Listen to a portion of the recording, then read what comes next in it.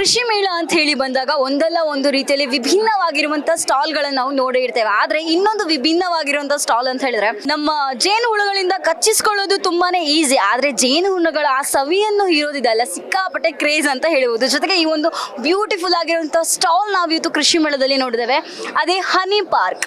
ಈ ಹನಿ ಪಾರ್ಕ್ ಅಲ್ಲಿ ಯಾವ್ಯಾವ ವೆರೈಟಿ ಹನಿ ಬಿಗಳಿಂದ ಮಾಡಿರುವಂತಹ ಜೇನುತುಪ್ಪ ಇದೆ. ಬನ್ನಿ, ಈ ಪಾರ್ಕ್ ನ ಓನರ್ ನಮ್ಮ ಜೊತೆ ಇದ್ದಾರೆ. ಹೆಲೋ ಸರ್, ನಮಸ್ತೆ, ಹೇಗಿದ್ದೀರಾ? ಸೂಪರ್. ಎಸ್, ಜೇನು ನಾವು ಮನೆಯಲ್ಲೇ ಜೇನು ಹನಿ ಪಾರ್ಕ್ ಅಲ್ಲೇ ಕೂತಿದ್ದೀರಾ. ಹೆಂಗ ಅನ್ಸ್ತಾ ಇದೆ? ಯಾವ ವೆರೈಟೀಸ್ ನಿಮ್ಮ ಹತ್ರ ಜೇನು ಹುಳುಗಳಿಂದ ಮಾಡಿರುವಂತಹ ಜೇನುತುಪ್ಪ ಇದೆ ಅಂತ ಹೇಳಿ. ಇಲ್ಲೊಂದು ಸಣ್ಣ ಅಕ್ಷರ ನೋಡ್ತಾ ಇರ್ಬೋದು ನನ್ನ ಎದೆ ಮೇಲೆ, ಟಿ ಶರ್ಟ್ ಮೇಲೆ, ನೋವಿ ಅಂದ್ರೆ ಜೇನಿಲ್ಲ ಅಂದ್ರೆ ನಾವಿಲ್ಲ ಅಂತ. ಅದನ್ನ ಒಂದು ಮುಖ್ಯ ಸಂಗತಿಯನ್ನು ಇಟ್ಕೊಂಡೆ ನಾವು ಈ ಹನಿ ಪಾರ್ಕ್ ಅನ್ನ ಮಾಡಿರೋದು. 15 ವರ್ಷ ಆಯ್ತು. ರಾಜ್ಯದ ಮೊದಲನೇ ದೊಡ್ಡ ತಾಲೂಕು ಜೊಯ್ಡಾ ಅಂತಿದೆ, ಅಲ್ಲಿಂದ ನಾವು ಬಂದಿರೋದು. ಅಲ್ಲಿ ಈ ತರ ನಾವು ಹನಿ ಪಾರ್ಕ್ ಅಂತಾನೆ ಆಲ್ರೆಡಿ ಮಾಡಿದ್ದೀವಿ.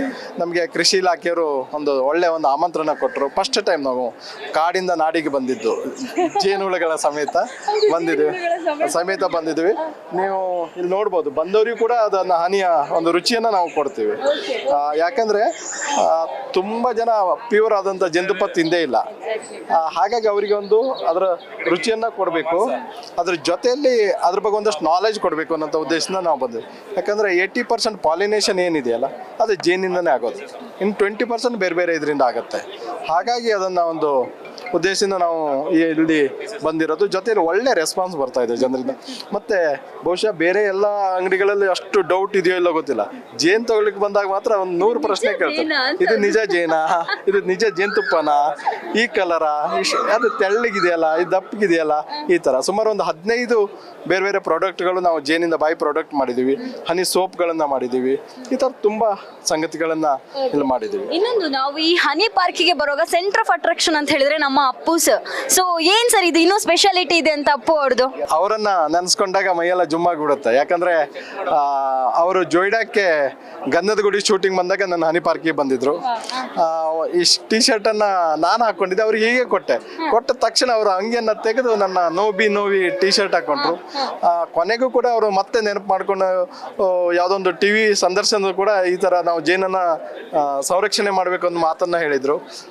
ಖುಷಿ ಇದೆ. ಜೇನು ಕಚ್ಚೋದು ಸ್ವಲ್ಪ ನೋವು ತಂದ್ರು ಕೂಡ ಈಗ ಅದರ ನಂತರನ ಖುಷಿ ಏನಿದೆಯಲ್ಲ, ಖುಷಿ ಇದೆಲ್ಲ ಅಷ್ಟೇ. ನೇಚರ್ ನಮ್ಮ ಹತ್ರ ತಾಳ್ಮೆ ಮತ್ತೆ ಸಮಯ ಕೇಳುತ್ತೆ. ಸರ್, ಇವಾಗ ಇನ್ನೊಂದು ನೀವು ಹೇಳಿದ್ರಿ ಕಾಡಿನಿಂದ ಊರಿಗೆ ಬಂದಿದ್ದೇವೆ ಇವಾಗ ಅಂತ ಹೇಳಿ. ಹೇಗೆ ಹೊತ್ಕೊಂಡು ಬಂದ್ರಿ? ಹೆಂಗೆ, ಎಷ್ಟು ಟಾಸ್ಕ್ ಇತ್ತು ನಿಮ್ಗೆ ಅದನ್ನ ಅಂತ ಹೇಳಿ?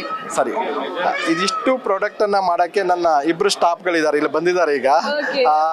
ಅವರು ಮತ್ತೆ ನನ್ನ ಉಳಿದ ಸ್ಟಾಫ್ಗಳು 8 ದಿವಸ ನಿರಂತರ ಹಗಲು ರಾತ್ರಿ ಕೆಲಸ ಮಾಡಿದ್ದೀವಿ. ಮತ್ತೆ ಇಲ್ಲಿಂದ ಸುಮಾರು 600 ಕಿಲೋಮೀಟರ್ ದೂರದಿಂದ ನಮ್ಮ ಜೇನುಹುಳುಗಳು ಇಲ್ಲಿಗೆ ಬಂದಿದ್ದಾವೆ. ತುಂಬಾ ಶ್ರಮ ಇದೆ ಇದರಿಂದ, ಆದ್ರೆ ಖುಷಿ ಇದೆ. ಇಷ್ಟೊಂದು ಜನರನ್ನು ನೋಡ್ತಾ ಇದ್ದೀವಿ, ದೊಡ್ಡ ದೊಡ್ಡ ವ್ಯಕ್ತಿಗಳನ್ನು ಭೇಟಿ ಆಗ್ತಾ ಇದ್ದಾರೆ, ಮಾತಾಡ್ತಾ ಇದ್ದಾರೆ, ಜೊತೆ ನಿಮ್ಮಂಥವರೆಲ್ಲ ಬರ್ತಾ ಇದ್ದೀರಿ. ಸರ್, ಇನ್ನೊಂದು ಎಲ್ಲರ ತಲೆ ಓಡ್ತಾ ಇರ್ಬೋದು. ನೀವು ಅವಾಗಲೇ ಹೇಳಿದ್ರಿ ಕೆಲವರು ಬಂದು ಕೇಳ್ತಾರೆ ಇಷ್ಟು ತಿಕ್ಕಾಗಿದೆಯಾ ಜೇನುತುಪ್ಪ ಅನ್ನುವಂಥದ್ದು. ಇವಾಗ ನಾವು ಅಂಗಡಿಯಲ್ಲಿ ತಗೊಳ್ಳುವಂತಹ ಜೇನುತುಪ್ಪಗಳಿಗೆ ಕಂಪೇರ್ ಮಾಡಿದ್ರೆ ಈ ಪರಿಶುದ್ಧವಾಗಿರುವಂತಹ ಜೇನುತುಪ್ಪ ಹನಿಬಿನೂ ಕಾಣ್ತಾ ಇದೆ. ಸೊ ಅಲ್ಲಿಂದಲೇ ತೆಗೆದು ಕೊಡ್ತಾ ಇದ್ದೀರಾ ನಮಗೆ ಜೇನುತುಪ್ಪ ಕೂಡ. ಸೊ ಏನ್ ಸ್ಪೆಷಾಲಿಟಿ ಅಂತ ಹೇಳಿ? ಇದು 100ಕ್ಕೆ 100 ಪ್ಯೂರ್. ನಾನು ಜನ ಪದೇ ಕೇಳ್ತಾರೆ, ಕಲರ್ ಚೇಂಜ್ ಇದೆ ಅಥವಾ ಹೀಗಿದೆಯಲ್ಲ, ಈ ಕಲರ್ ಇದೆ, ದಪ್ಪ ಇಲ್ಲ ಅಂತ. ನಾವು ಒಂದೇ ಮಾತು ಹೇಳ್ತೀನಿ, ಇವತ್ತು ಹುಟ್ಟಿದ ಮಗುಗೆ ನೀವು ತಿನ್ನಿಸ್ಬೋದು ಅಂತ. ಇದಕ್ಕಿಂತ ನಾನು ಪ್ರಾಮಾಣಿಕ ಹೇಳಕ್ಕೆ ನನ್ನ ಹತ್ರ ಬೇರೆ ಶಬ್ದ ಇಲ್ಲೇ ಇಲ್ಲ. ಹಾಗಾಗಿ 100ಕ್ಕೆ 100 ಶುದ್ಧ. ನಾನು ಯಾವ ದಿವಸ ನಿಮಗೆ ಹನಿಯನ್ನು ಶುದ್ಧ ಕೊಡೋಕೆ ಆಗೋದಿಲ್ವೋ ಆ ದಿವಸ ನಾನು ಹನಿ ಪಾರ್ಕ್ ಬಂದ್ ಮಾಡ್ತೀನಿ. ಮಾತಿಗೆ ಹೇಳ್ತಾ